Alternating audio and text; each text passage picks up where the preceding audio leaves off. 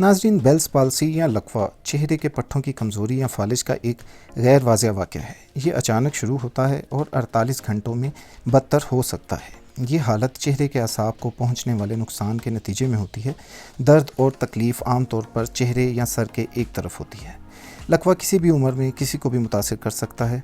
ये अक्सर हामला ख़वातीन और इन लोगों में होता है जिन्हें शुगर, इन्फ्लुएंज़ा, ज़ुकाम या अपर रेस्पिरेटरी की कोई बीमारी हो। ये औरतों और मर्दों को यकसा तौर पर मुतासिर करता है और ये 15 साल की उम्र के बाद से लेकर 60 साल की उम्र तक अमूमन होता हुआ देखा गया है। लकवे को मुस्तकिल नहीं समझा जाता, लेकिन गैर मामूली मामलात में ये गायब नहीं होता है। अभी तक लकवे का कोई मारूफ इलाज नहीं है, लेकिन सेहतयाबी 2 हफ्तों से 6 माह तक होती है और मरीज़ मुकम्मल तौर पर शफायाब हो जाता है। नाजरीन, आए ये जानते हैं कि लकवा किस वजह से होता है। लकवे की वजह अभी तक मालूम नहीं हो सकी, मगर ये ख्याल किया जाता है कि ये इन्फ्लेमेशन की वजह से हो सकता है, यानी कि सोजिश की वजह से। जिस्म के अंदर किसी भी किस्म की सोजिश की वजह से ये मुमकिन है कि उस पेशेंट को लकवा हो जाए। लेकिन लकवे का बाज़-औक़ात इन बीमारियों की वजह से होना भी ज़्यादा देखा गया है कि जो पेशेंट पहले से इन बीमारियों का शिकार हों, जैसा कि sugar, high blood pressure, toxins की क्वांटिटी उनके जिस्म में बहुत ज़्यादा हो, जैसा कि लाइम डिज़ीज़ के पेशेंट हों, उन पेशेंट्स को बहुत आसानी से लकवा हो जाता है। इसी तरीके से जीपी सिंड्रोम के पेशेंट को बहुत आसानी से लकवा हो जाता है, जो कि एक न्यूरोलॉजिकल डिसऑर्डर है। इसी तरीके से जिन लोगों के लिम्फ नोड्स बड़े हो गए हों, जिसको सार्कोइडोसिस कहते हैं, उन पेशेंट्स में लकवा होना बहुत आसानी से देखा गया है। इसी तरीके से जिन पेशेंट्स के अंदर हर्पिस वायरस मौजूद होता है, उन पेशेंट्स को लकवा होना बहुत आसान होता है। आइए नाजरीन, अब इसके सिम्टम्स को जानते हैं कि वो कौन से सिम्टम्स हैं जिससे डॉक्टर डायग्नोस करते हैं कि ये लकवा इस पेशेंट को मुतासिर कर चुका है। नाज़रीन, चेहरे के तासुरात को कंट्रोल करने वाले पट्टों की बेतरतीब हरकत, जैसे कि मुस्कुराना, झपकना, पलक झपकना या पलकें बंद करना, एक सिम्टम इसका ये है।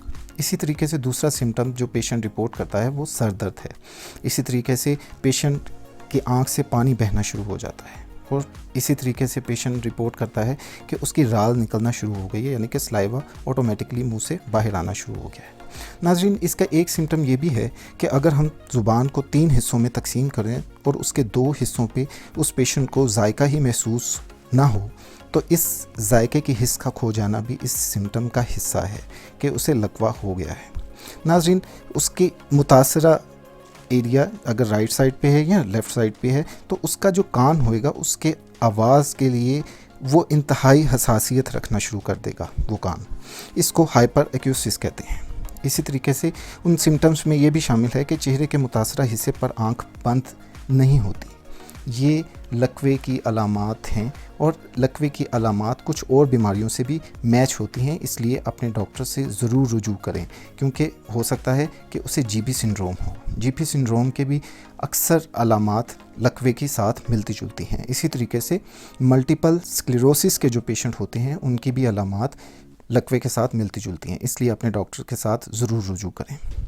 नाजरीन, तशख़ीस के तरीके जानते हैं कि वो कौन से तरीके हैं जिसको इस्तेमाल करके डॉक्टर डायग्नोस करना आसान हो जाता है डॉक्टर के लिए। वैसे तो लकवे की डायग्नोसिस के लिए कोई टेस्ट रिक्वायर्ड नहीं होता, लेकिन मरीज़ की अलामात देखते ही डॉक्टर इस बीमारी को तशख़ीस तो कर लेता है, लेकिन इस बीमारी की तशख़ीस के लिए 1-2 टेस्ट ज़रूर करवाए जाते हैं कि उसकी इंटेंसिटी देखी जा सके कि असाब की शमूलियत किस हद तक इसके अंदर शामिल हो गई है।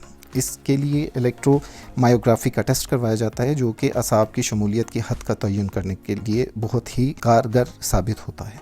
नाज़रीन, एक ब्लड टेस्ट करवाया जाता है जिसके अंदर डॉक्टर डायग्नोस करते हैं कि आया पेशेंट को कहीं शुगर या लाइम डिजीज़ तो नहीं है जो उसे पहले से मालूम नहीं हो। इसी तरीके से MRI और CT स्कैन भी करवाया जाता है।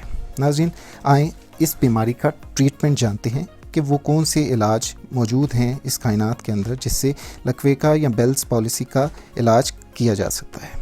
लकवे की अगर कोई ख़ास वजह मालूम हो जाए, जैसा कि इन्फेक्शन है, तो फिर इन्फेक्शन का इलाज किया जाता है, नहीं तो सिर्फ अलामात का इलाज किया जाता है।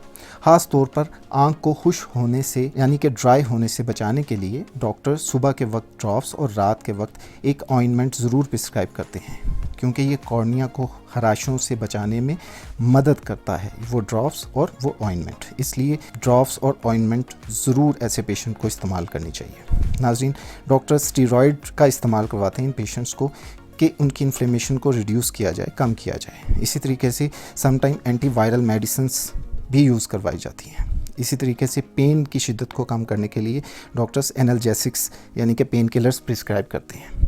کچھ فزیکل تھیراپیز بھی ریکمینڈ کرتے ہیں کہ ان کے فیشیل نروز کو متحرک کیا جائے، ان کو سٹیمولیٹ کیا جائے۔ اسی طریقے سے وائٹامن تھیراپی B12 اور B9 کی شروع کروائی جاتی ہے ان پیشنٹس میں کہ اگر ان پیشنٹس میں بلڈ تھک ہو گیا ہے تو اس کی پرابلم کو بھی سالو کیا جا سکے۔